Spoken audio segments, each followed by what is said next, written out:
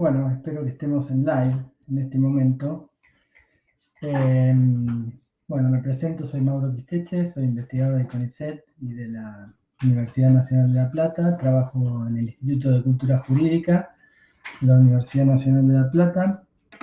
y estoy temporalmente trabajando en McGill University, en un centro de derechos humanos y pluralismo jurídico. Bueno, en primer lugar le agradezco a las y los organizadores de Historia en Cuarentena por invitarme a participar del ciclo, especialmente a Melanie y a Paulo por la organización. Bueno, como pueden ver, voy a hablar en español. Voy a tratar de hablar lento y claro, lo cual no es mi costumbre,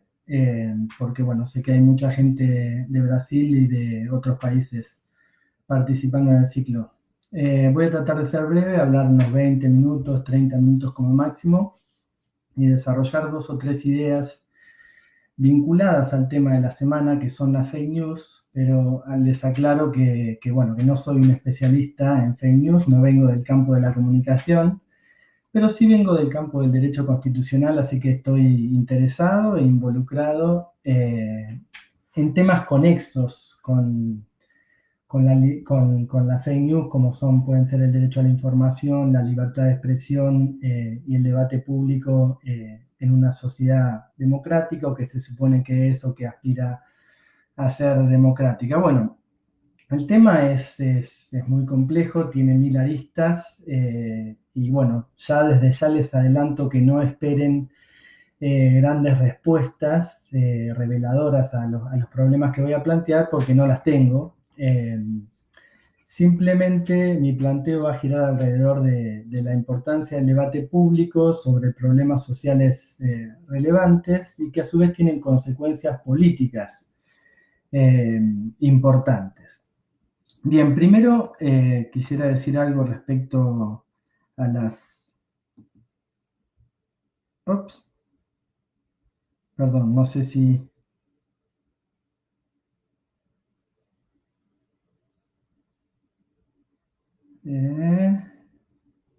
quiero saber si estoy en vivo.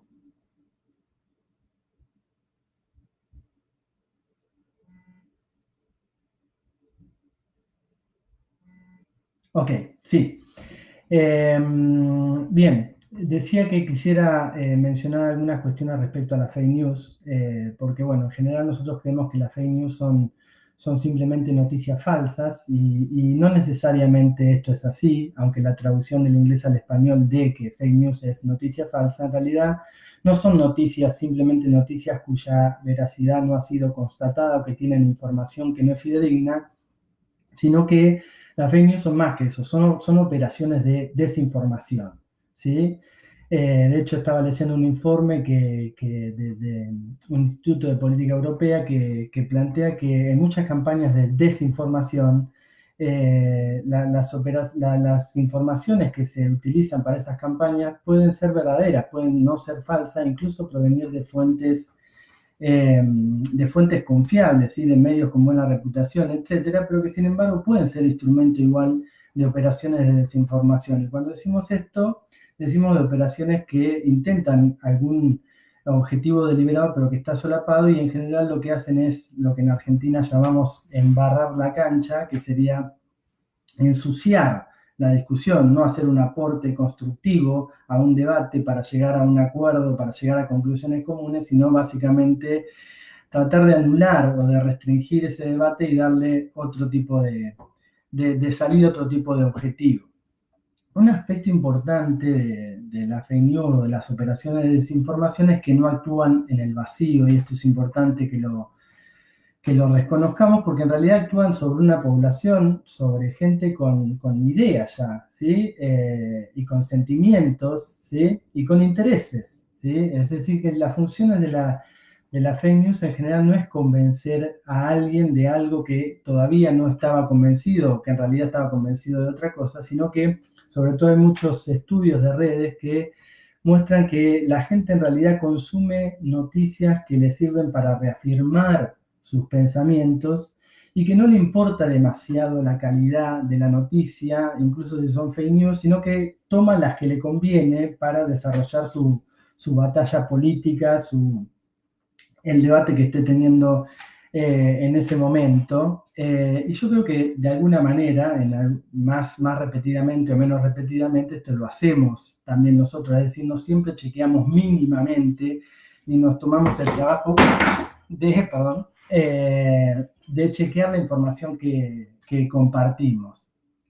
Un especialista en el tema, Ernesto Calvo, un especialista muy interesante, sostiene que la mayoría pensamos que las fake news tienen la capacidad de cambiar resultados políticos, de modificar resultados de votaciones electorales, de cambiar ideas, de humores, y según su punto de vista sobreestimamos el poder, o sea, tendemos a sobreestimar el poder de esa información, sobre todo en el adversario, nunca en nosotros mismos. Es decir, pensamos que las fake news tienen la capacidad de cambiarle las ideas al otro y no a nosotros mismos, pero él dice que el efecto, la consecuencia de la fake news en general es el incremento del conflicto, el incremento de la intolerancia, el incremento de la polarización, ¿sí? Y normalmente esas operaciones de desinformación y las fake news operan y explotan las divisiones económicas, culturales y sociales que ya existen en una sociedad, que existen en un país. Y con esto no quiero decir que al final era todo culpa nuestra y que los que propagan fake news no tienen mucha capacidad de daño y son unos angelitos. De hecho, incluso muchas campañas han tenido consecuencias muy fuertes, consecuencias muy negativas y que incluyen, digamos, desde servicios de inteligencia hasta altas esferas del Estado, empresarios, medios de comunicación, etcétera, sino que simplemente lo que quiero es matizar un poco esa unilateralidad con que vemos el problema. Y además, bueno, decir que esto no es una novedad tampoco, pero es importante que forman parte de la lucha política, es decir, son juego sucio, ¿sí? Y son campañas de manipulación, etcétera, pero como muchas otras técnicas que ya existían desde antes y que obviamente tenemos que luchar contra ellas como, digamos, otros obstáculos que también tenemos que sortear, digamos. Bueno, entonces, para no extenderme tanto, diría que un primer punto sería asumir la complejidad y el carácter contradictorio que tienen las fake news y que forman parte de la realidad política y que está llena de insumos, no solo de fake news, que alimentan la polarización social y la desinformación. Quisiera decir algo en torno al derecho y si es posible, o sea, si es posible combatir el lado negativo de la información que circula en las redes sociales y demás, y si se puede combatir esa desinformación deliberada, ¿no? Desde el ámbito del derecho. Y la verdad que es bastante difícil, ¿sí? Si bien hay instrumentos jurídicos para limitar este tipo de acciones, por ejemplo, tenemos la Convención Americana de Derechos Humanos, que tiene jerarquía constitucional en Argentina y en la mayoría de los países de América, que distingue situaciones y que, digamos, que puede establecer responsabilidades legales, digamos, para aquellos que deliberadamente desarrollan una operación de manipulación, ¿no? Del efecto de una noticia sobre la opinión pública, cuando obviamente eh, haya producido algún tipo de daño, pero en realidad tenemos que asumir que lo que puede hacer el derecho es muy poco. Primero porque es imposible monitorear la enorme masa de información que circula en las redes y hacer un análisis racional y hacer un filtro, una censura en el buen sentido de la palabra rigurosa de su contenido, más allá de todos los avances tecnológicos. Pero es imposible por la cantidad de información que circula y en todo tipo de canales, y es inmensa. Hago un paréntesis acá, no sé si habrán visto la semana pasada que Twitter encontró más de 3 millones de trolls en todo el mundo, es decir, cuentas falsas dirigidas a crear discusiones sobre el coronavirus con intención de manipular y de desinformar a la población, y bueno, a partir de eso tuvo que modificar sus reglas para eliminar contenido que niegue digamos, la información pública que difunden las autoridades de cada uno de los países, sobre todo las sanitarias, etcétera. Y de hecho ya Twitter e Instagram venían filtrando información y Facebook también. Pasó con Bolsonaro hace poco, pero yo diría que en algunos casos es muy claro y todos estaríamos de acuerdo con que se filtre, con que se elimine ese tipo de información que desinforma a la población y que muchas veces la puede llevar a tomar acciones que pueden ser muy negativas para su salud, para su vida, para el conjunto de la sociedad. Pero en otros casos las situaciones pueden ser menos claras, pueden ser más opacas y pueden lesionar el derecho a la libertad de expresión que vamos a decir algo de eso un poquito más adelante. Pero lo que quería decir es que para el derecho es muy difícil enfrentar esta situación. Se puede regular, yo no soy un antirregulacionista, ni mucho menos, pero hay que ser muy cuidadoso con esto porque la regulación podría, es decir, que el derecho debería dotar de mucha mayor capacidad de censura al Estado o a los dueños de las redes, en cualquier caso, y eso nos acercaría de alguna manera a un régimen policial, que no queremos, y que no es que no queremos porque digamos, tenemos cierta fobia al Estado o por pruritos neoliberales o liberales, sino porque eso podría dar lugar a muchísimos abusos y además que muchas veces podría volverse en contra de las buenas causas, en contra de la población misma. Digamos, pensemos en la protesta social, por ejemplo, pensemos el caso de Chile el año pasado, pensemos el caso de Ecuador y muchos otros casos. Y de hecho nosotros estamos teniendo, o hace poco tuvimos en Argentina algo que se llamó ciberpatrullaje, es decir, el Estado vigilando el humor en las redes sociales y en algunos casos llegando a producir detenciones policiales arbitrarias, ¿sí? Así que esto no es algo sencillo de resolver. Si uno quiere que actúe el Estado, quiere que se eliminen este tipo de cuestiones, pero no es fácil de resolver. Y digo lo último respecto de esto. Las redes, digamos, son espacios de socialización, de intercambio, no tan democrático como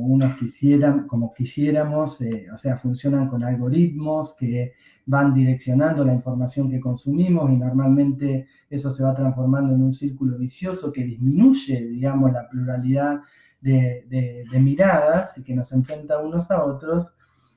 Pero además, el tema es que también son la propiedad de alguien, de empresas, de sociedades comerciales que son muy poderosos y que tienen intereses también, ¿no? Entonces, también pensar que el árbitro que debiera filtrar, limpiar, ¿no? Y restringir el contenido que circula en las redes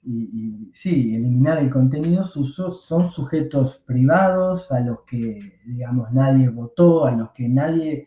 validó sus criterios, ¿sí?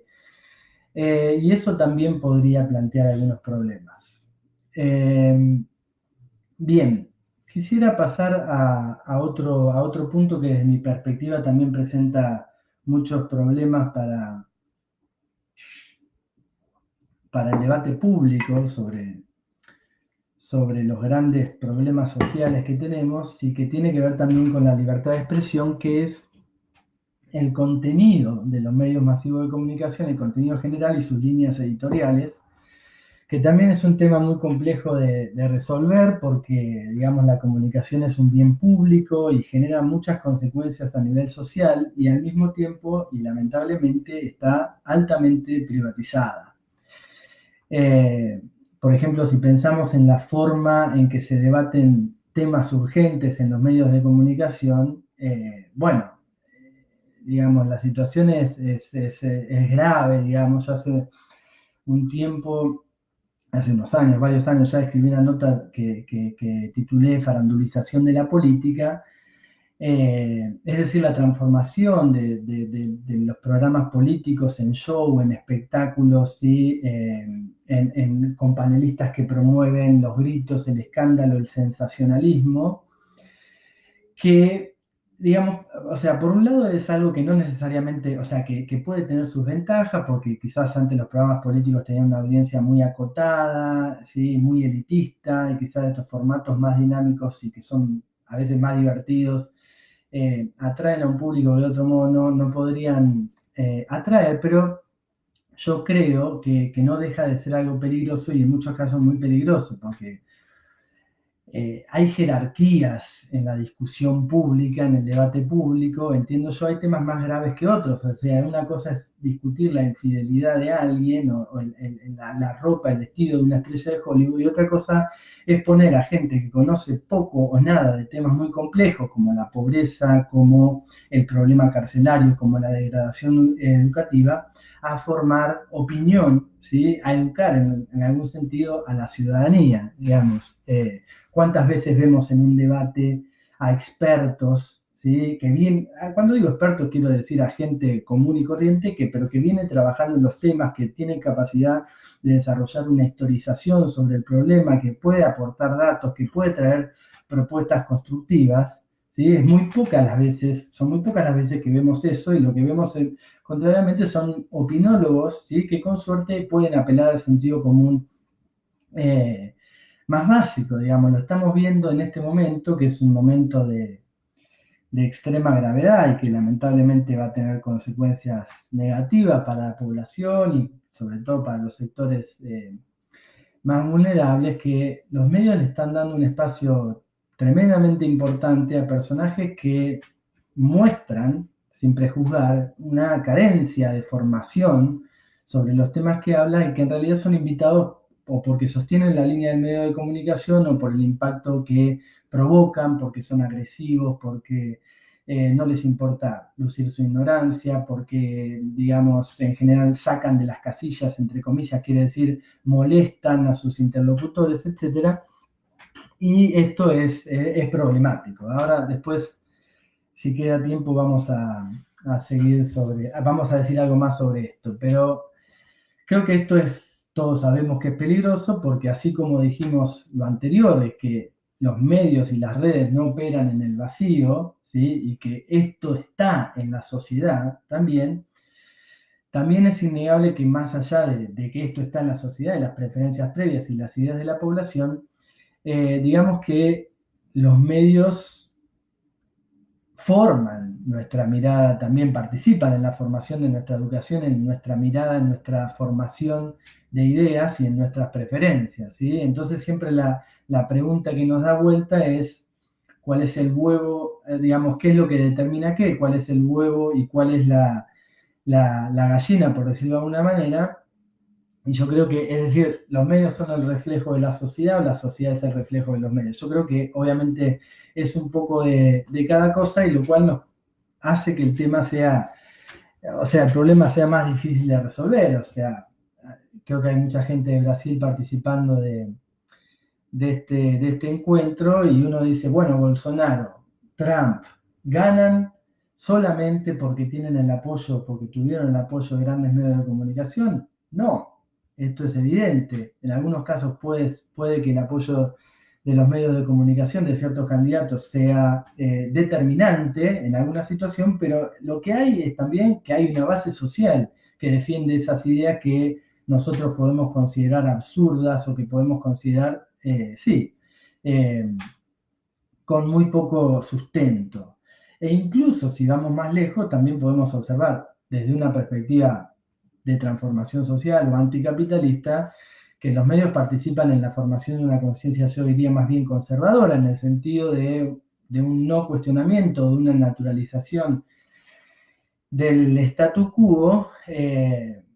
pero también es cierto que la mayor parte de la población tiene esas ideas, y que no es que la mayor parte de la población no quiere transformar la realidad o no es, digamos, anticapitalista o lo que fuere, porque los medios le inculcan esas ideas, sino que muchas veces el problema va más allá de los medios y vemos ideas que están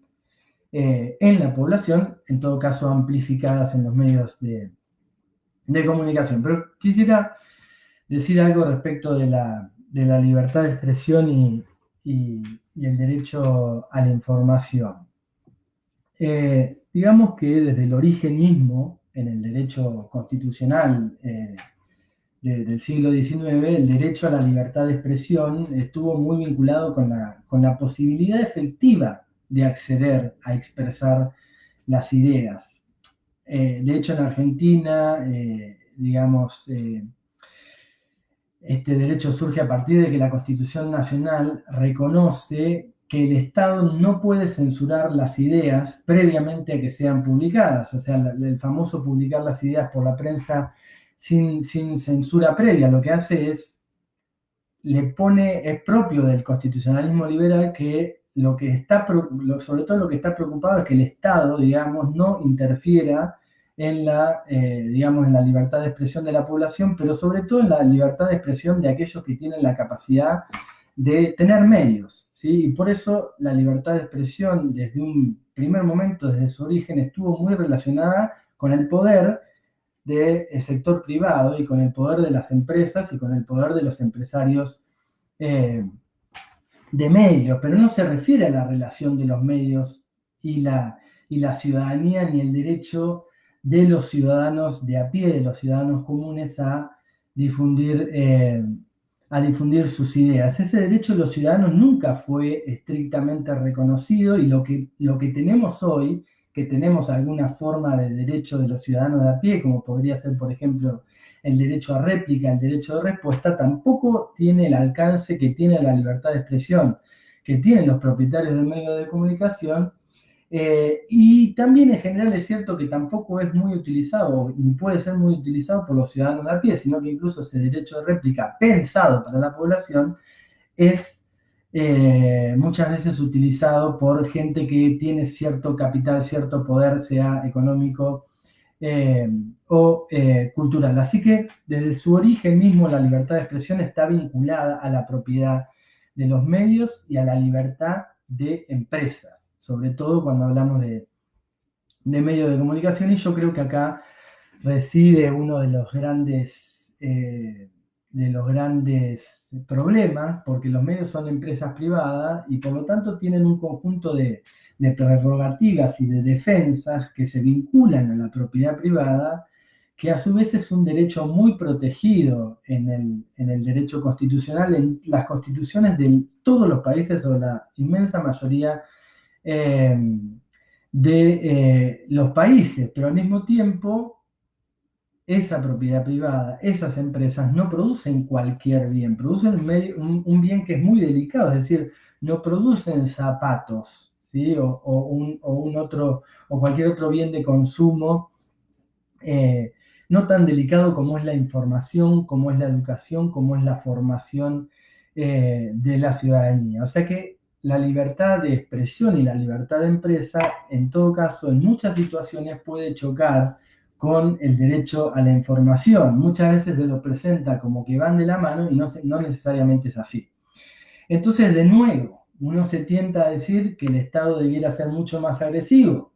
dependiendo el caso, ¿no? Esto depende muchas veces del contexto en el que nos ubiquemos y de si los medios están participando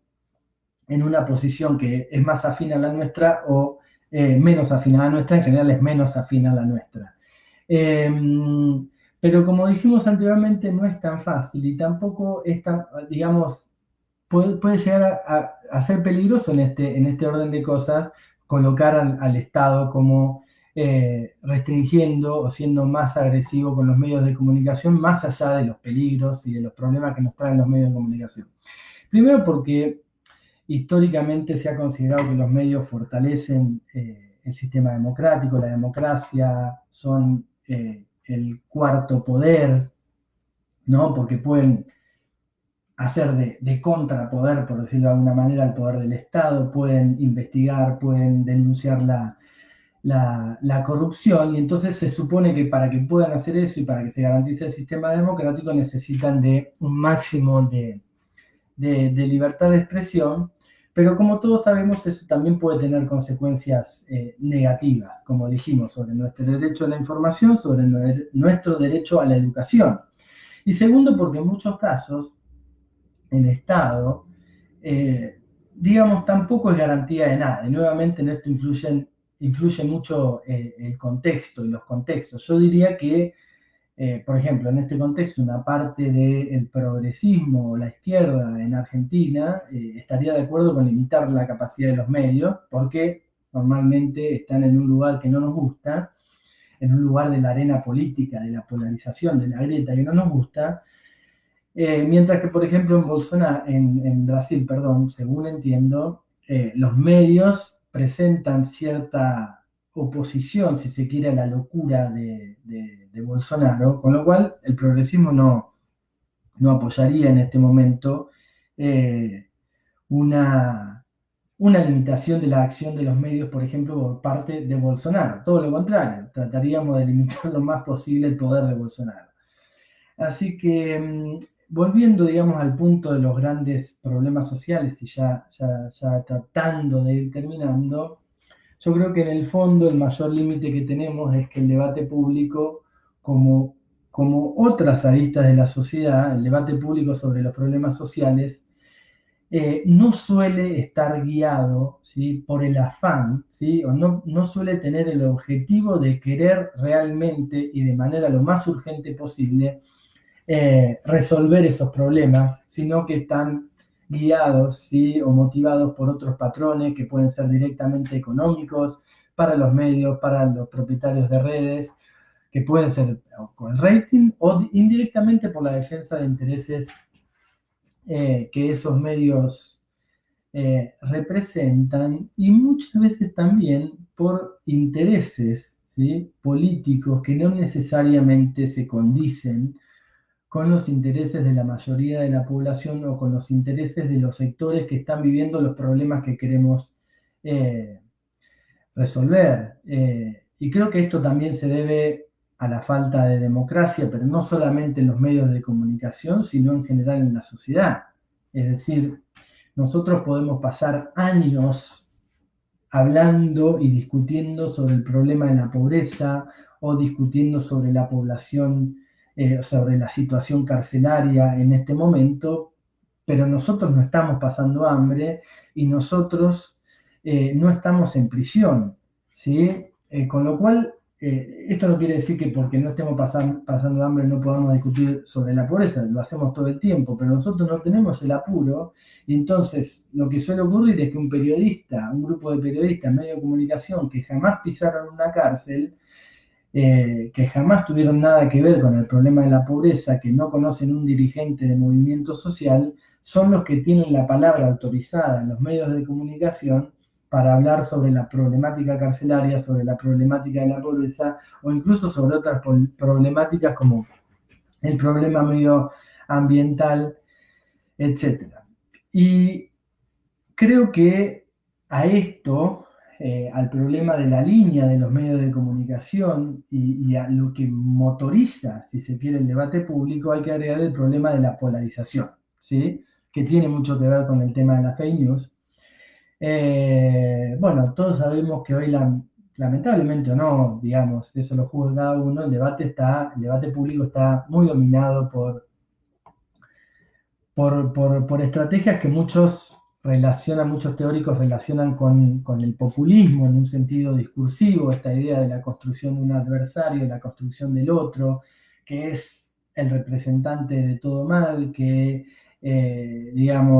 representan las ideas del mal mientras nosotros representamos las ideas del bien, que es muy vulnerable a los medios de comunicación y se deja convencer por todo, mientras que nuestras posiciones son muy elaboradas, etc.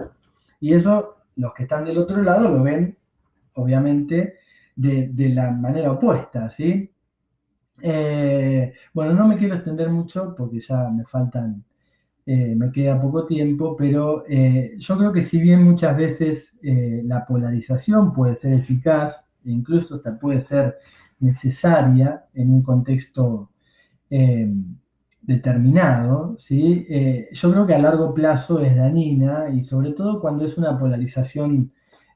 o quedamos atrapados en una polarización artificial, en una polarización que solo sirve para excusarnos en el otro grupo, en que no somos tan malos como ellos, aunque mirá que si no estoy yo viene el otro que es peor, etcétera, porque lo que tenemos que tener siempre presente es que para digamos, cuál es nuestro objetivo, cuál es nuestra estrategia y si realmente queremos resolver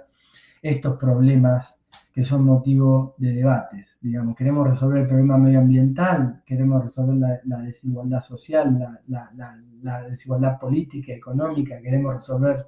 el problema de la pobreza. Bueno, yo creo que para eso la polarización no es algo positivo, eh, porque se necesita discutir a fondo, se necesita discutir sin ataduras, se necesita discutir con espíritu crítico. Y eso no significa dejar de tomar partido, dejar de tener una bandera, todo lo contrario, pero inclusive con la camiseta bien puesta en digamos, en los objetivos o en el proyecto que nosotros creemos que es el viable para resolver todo esto, eh, necesitamos, si se quiere, bueno, una perspectiva crítica y discutir con espíritu crítico. Obviamente sin romanticismo, ya sabemos que el debate público tiene sus problemas, tiene sus partes sucias y que cambiar la realidad es dificilísimo. Bueno, termino y damos lugar al debate, están llegando algunas preguntas. Digamos que volviendo al mundo virtual, si se quiere, en el que hoy estamos completamente metidos, yo creo que presenta ciertas ventajas más allá de todos sus problemas, en el sentido de que estamos más comunicados, que tenemos mayor información, en el sentido de que aunque de un modo limitado podemos intervenir, podemos participar del debate público, podemos inclusive digamos, influir en la agenda. A ver, poniendo un ejemplo, yo creo que cuando el gobierno argentino decretó la cuarentena como medida preventiva y de manera muy anticipada, y creo que con buen tino, yo creo que la población y el humor en las redes sociales tuvo mucho que ver con eso, ¿sí? A veces el humor de las redes sociales tiene un efecto negativo sobre la política, pero a veces puede tener un efecto eh, positivo. Entonces creo que podemos intervenir y participar en el debate público. Creo que las redes sociales son espacios de lucha, son cada vez más importantes, espacios de militancia. Y creo que, aunque la militancia virtual no va a cambiar el mundo, pero creo que es un espacio muy importante, digo que la ciudadanía debe seguir peleando por ganar cada vez más espacio, más derechos, en todo caso también seguir luchando contra este juego sucio, contra la desinformación, etc. Y por último, si bien uno alentaría que en el debate público haya voces más autorizadas, por decirlo de algún modo, digamos, tampoco eso es garantía de éxito y no podemos pretender que la discusión, que el debate público se transforme en un debate reservado a los expertos, ¿sí? Yo creo que hay que tratar de masificar cada vez más la discusión, incluso con los riesgos que eso tiene y que genera, y estar siempre alerta y desarrollar una perspectiva crítica sobre la capacidad de fuego de los aparatos mediáticos, de la propaganda dañina, etcétera, pero, digamos, masificar y tratar de luchar en la batalla de ideas como lo hacemos fuera de las redes, donde también hay problemas y obstáculos y juegos sucios. Y yo creo que la participación de la ciudadanía, de los trabajadores, de la gente de a pie, de los de abajo, me parece en muchas situaciones mucho más interesante alentar eso que alentar, si se quiere, la intervención, entre comillas, policial o de un Estado, si se quiere, de excepción. Incluso pensando en el control, creo que en muchos casos puede resultar más interesante el control de la ciudadanía que depositar la confianza y el control en el Estado, digamos. Y esto, de nuevo, no es por ser antiestatista, pero no creo que necesariamente sea una buena propuesta pedirle al Estado eh, que censure a la gente que no nos gusta, o pedirle al dueño de Twitter que censure a simpatizantes de Bolsonaro. Sí puede ser más interesante que intervengamos, que la gente se pronuncie sobre tal o cual situación, que sea la propia población a través de una lucha de ideas la que rechace, si se quiere, en este caso las actitudes de un presidente medio crazy como Bolsonaro. Así que veo más un potencial ahí. Yo que vengo del campo del derecho diría, debería promover un discurso más jurídico, pero en realidad creo que esto tiene una salida política y un ejercicio de la política desde abajo, aún en las redes sociales, y también más allá del tema de las redes sociales. Bueno, ya estoy en tiempo. Bueno, más allá del momento que estamos viviendo, tenemos que saber que hay vida más allá de las redes sociales, que la va a haber y que ojalá, bueno, pronto la podamos recuperar. Bueno, esos son algunos de los aportes que quería hacer. Ahora vamos a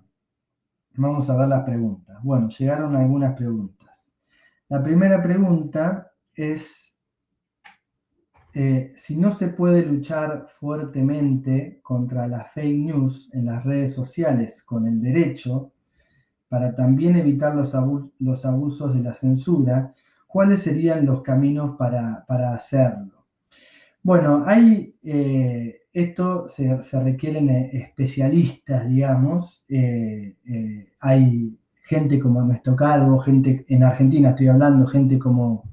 Martín Becerra. Lo que plantean es que,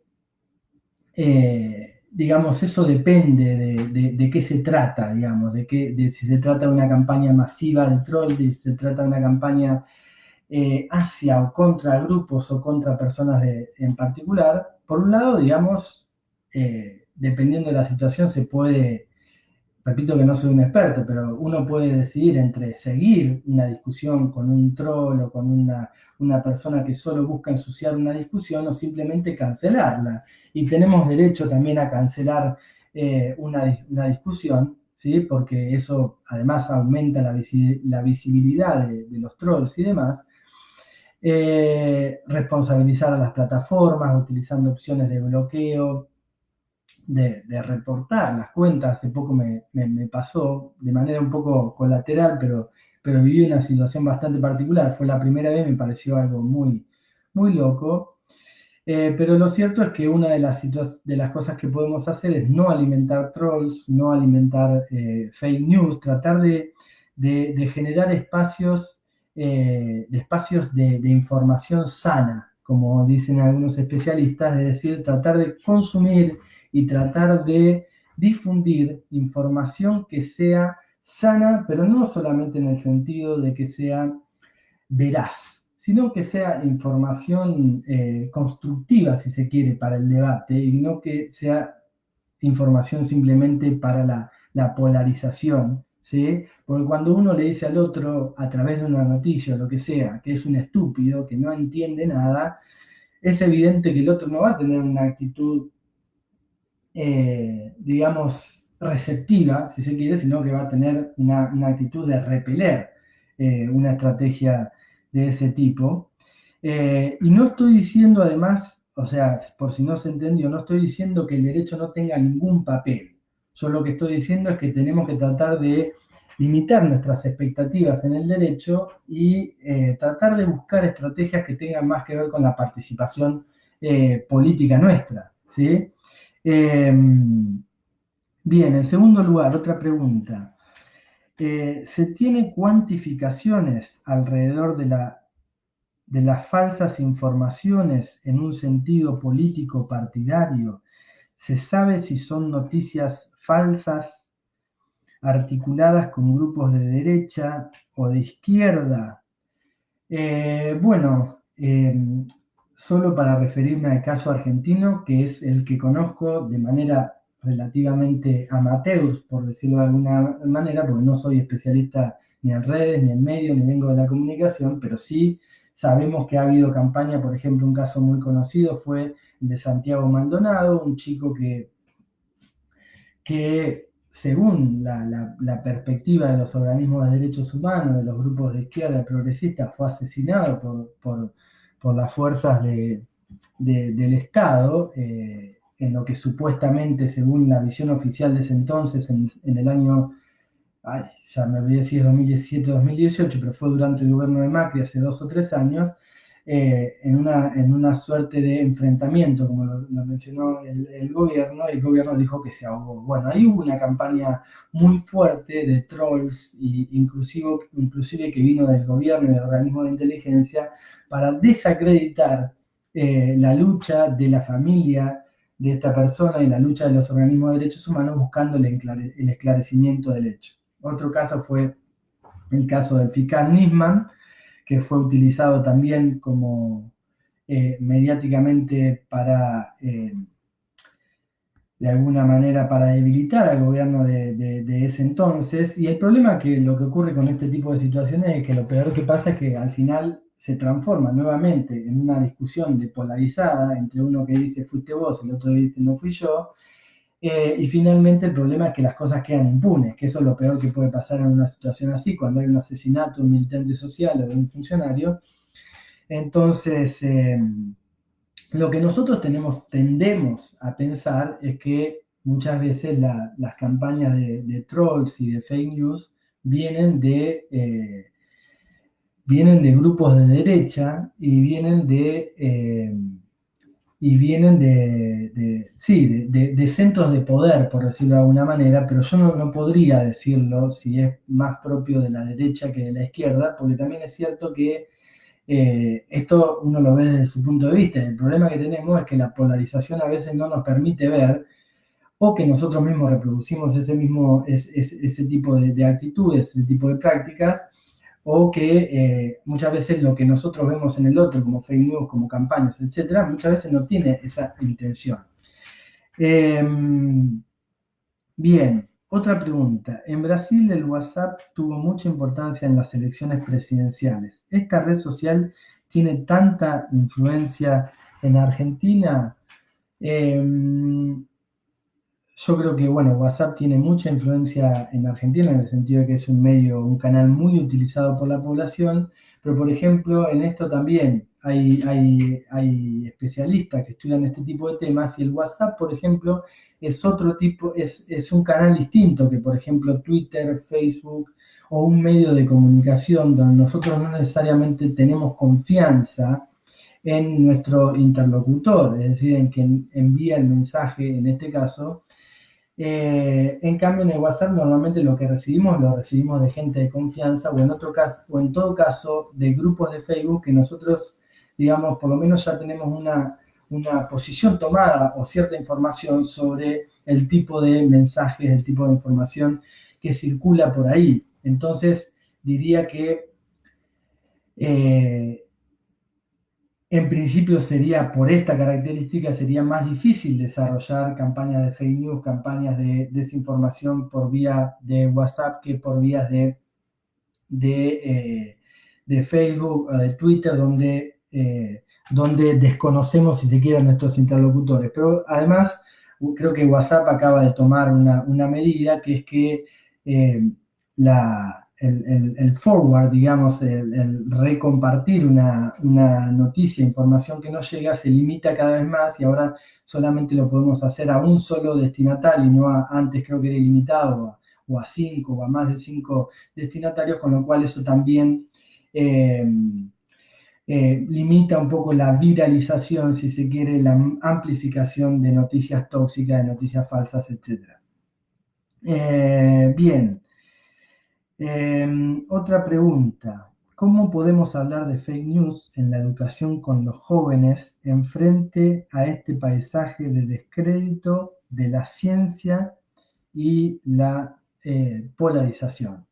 Bueno, creo que la mayoría de las preguntas, incluidas estas, serían más bien para expertos en fake news. Yo me dedico más en el campo del derecho constitucional, al derecho a la información y al debate público, pero en todo caso, digamos algo.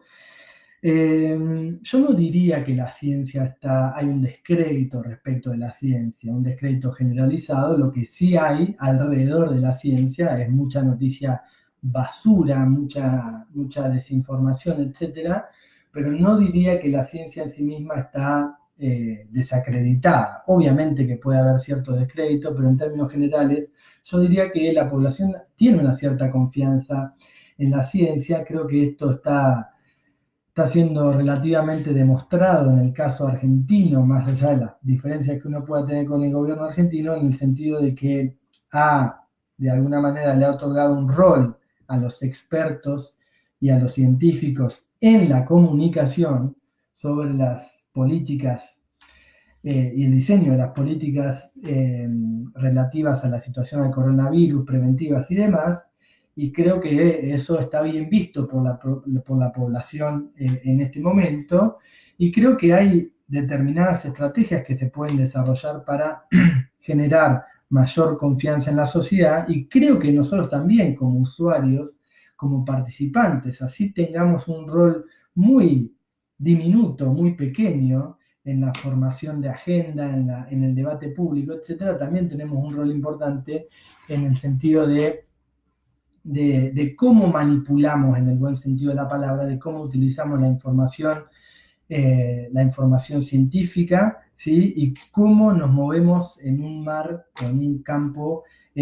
tan polarizado. Yo creo que por un lado está el desafío de no caer en la polarización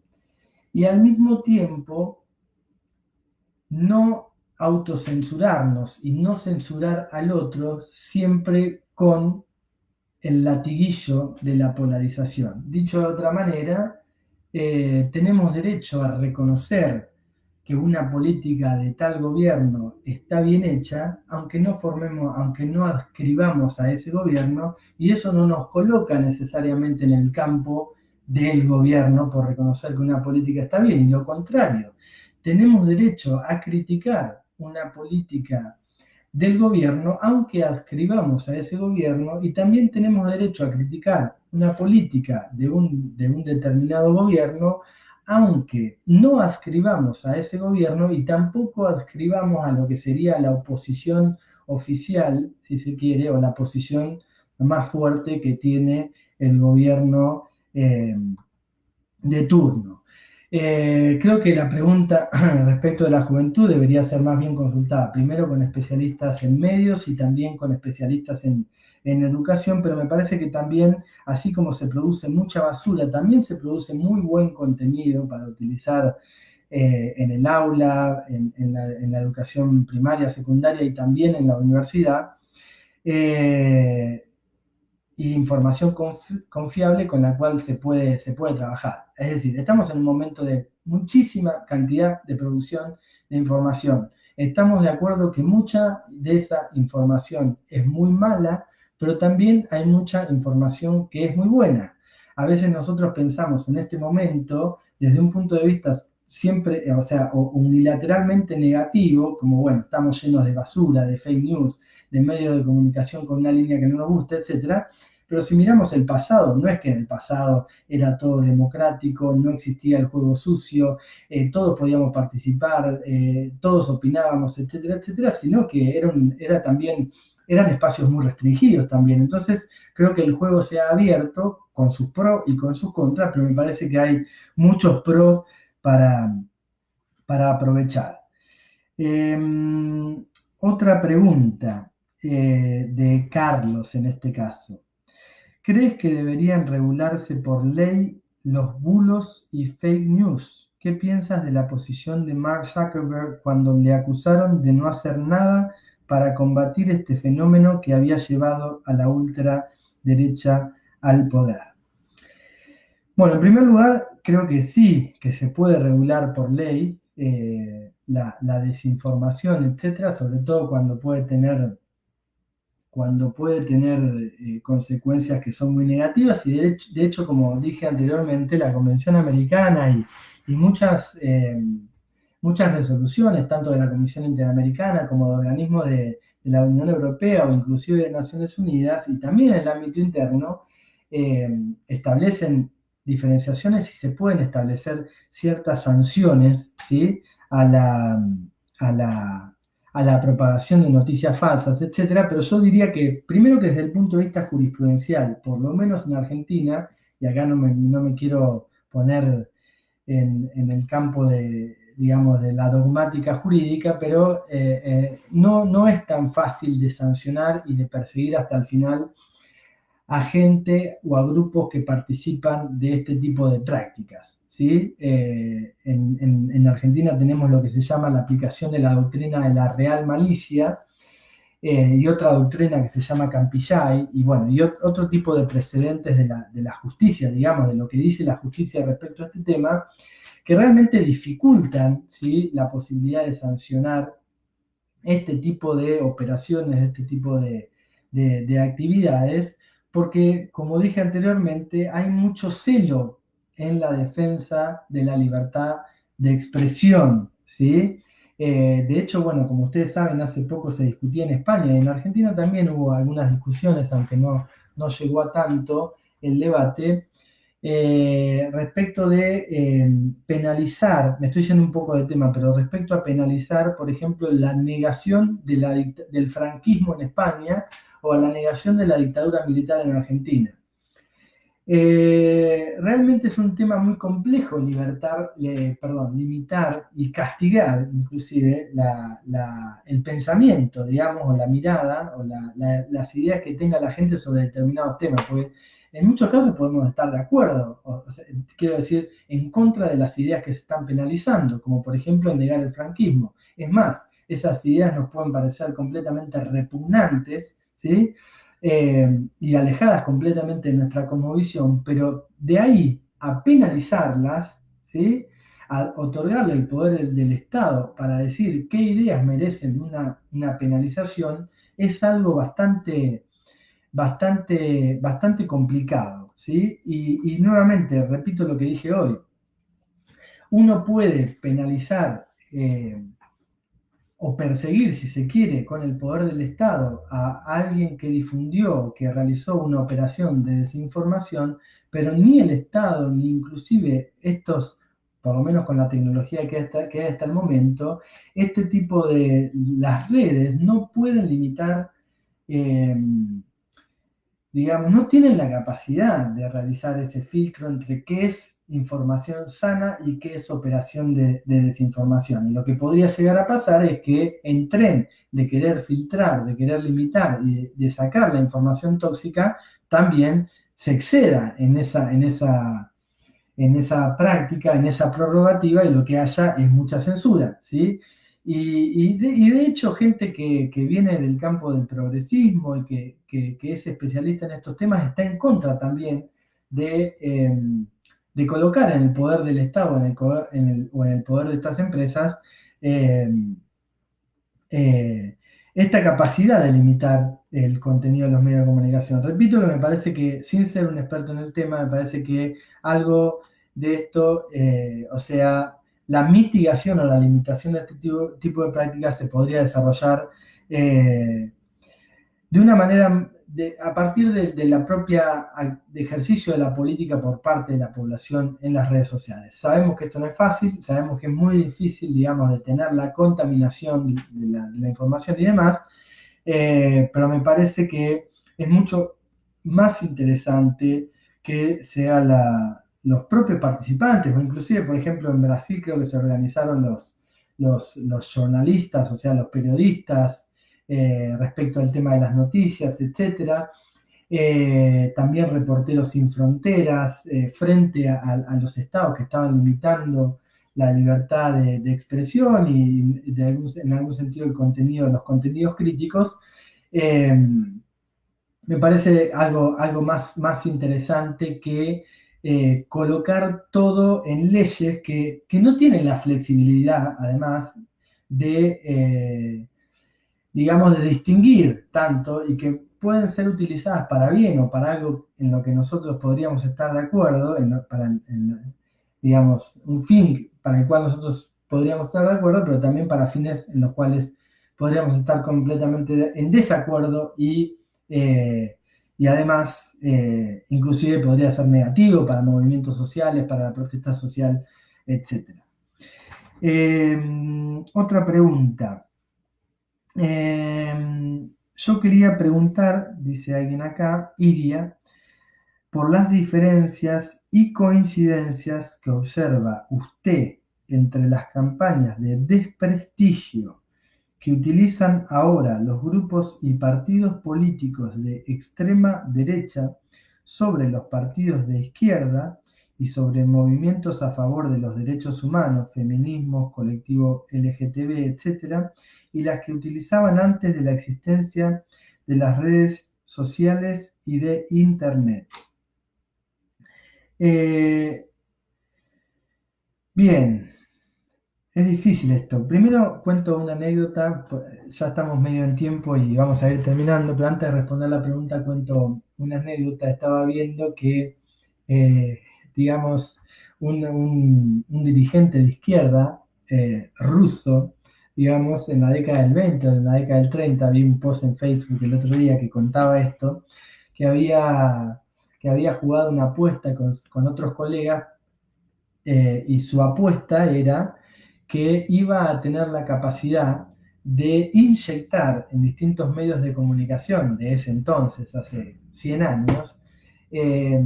noticias falsas y noticias burdas, noticias ridículas, ¿sí? Entonces envió, haciéndose pasar por un varón, por un lord, por una persona importante, noticias falsas a medios de comunicación que finalmente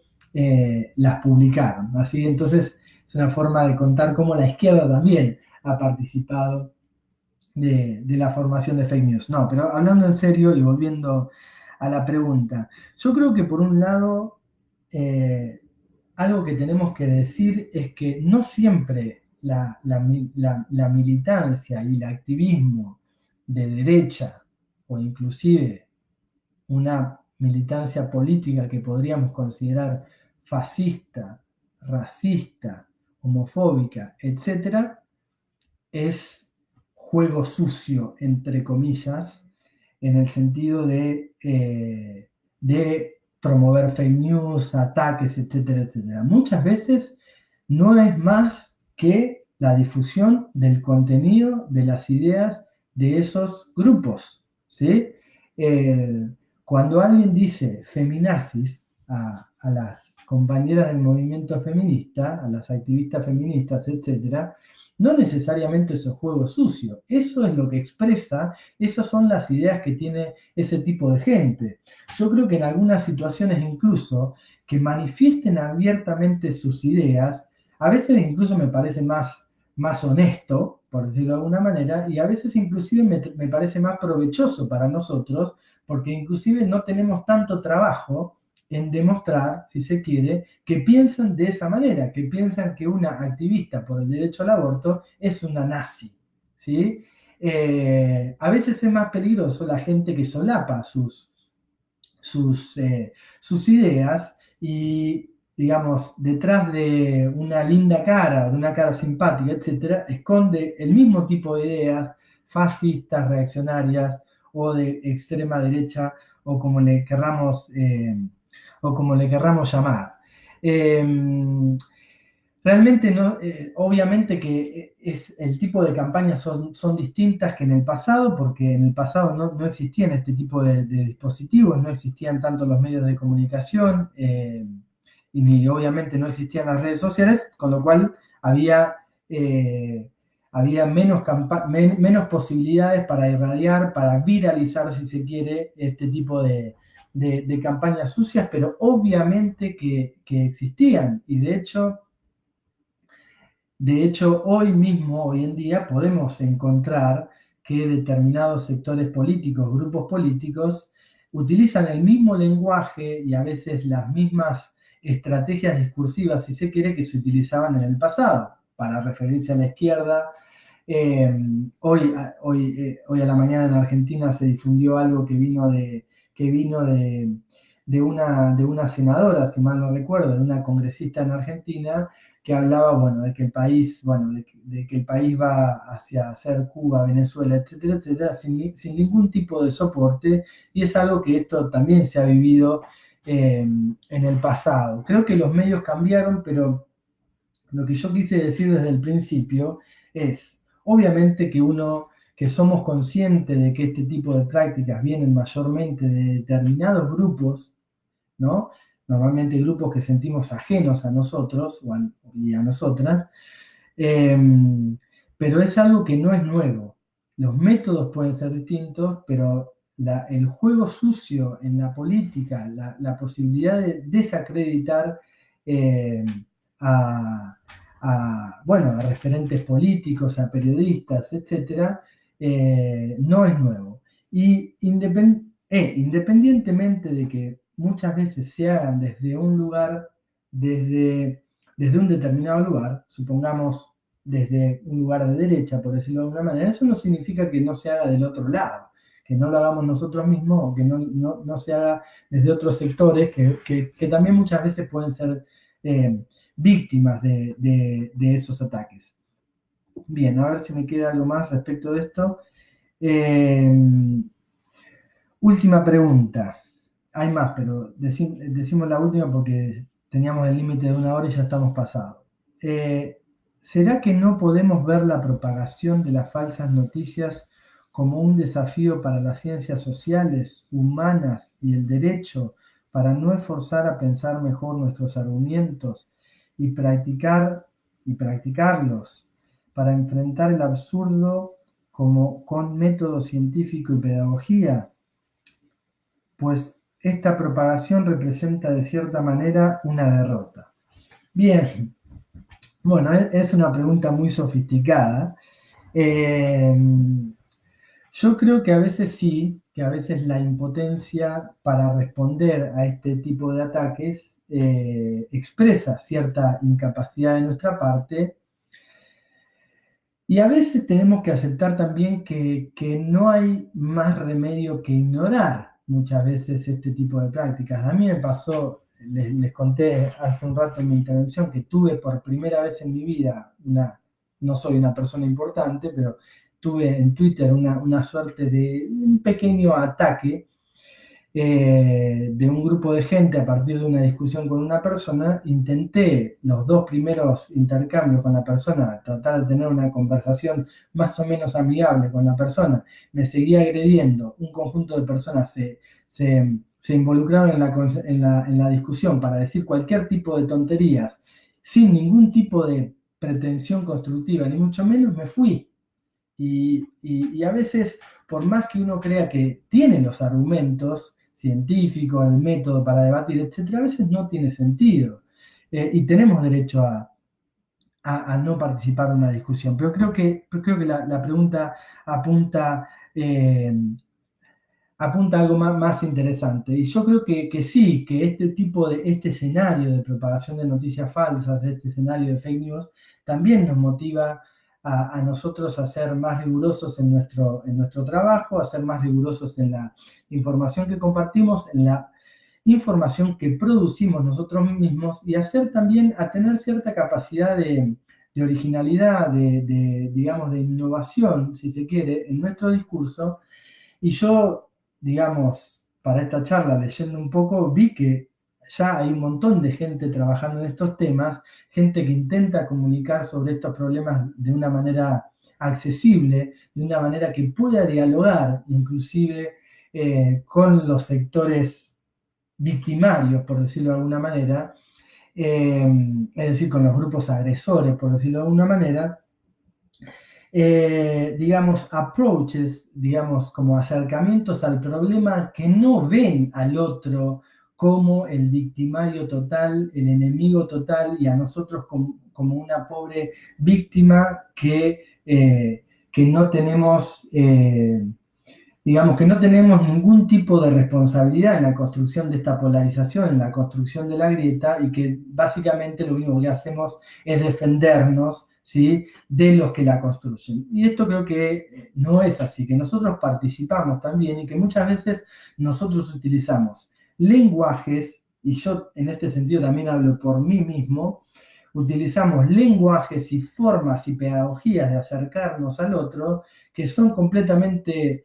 o sea, que no son constructivas, y que son poco constructivas, y que son poco reflexivas, y que lo único que queremos hacer con eso es reafirmar nuestras propias ideas, pero no tenemos ninguna intención de desarrollar ningún tipo de diálogo con esa gente. Entonces, lo que hacemos, también nosotros provocamos la reacción del otro. Entonces, hay que entender también que esto es un ida y vuelta, y que no es que simplemente somos víctimas, ¿sí? Esto no quiere decir que no haya más responsables que otros, que los medios de comunicación no tengan más responsabilidad que un ciudadano de a pie en la formación de las ideas, etcétera, etcétera, pero sí que no tenemos que ver todo desde la unilateralidad, porque si queremos resolver el problema, tenemos que pensarlo en toda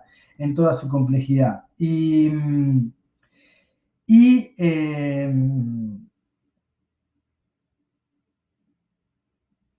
Bien, no sé si representa cierta derrota. Creo que a veces representa que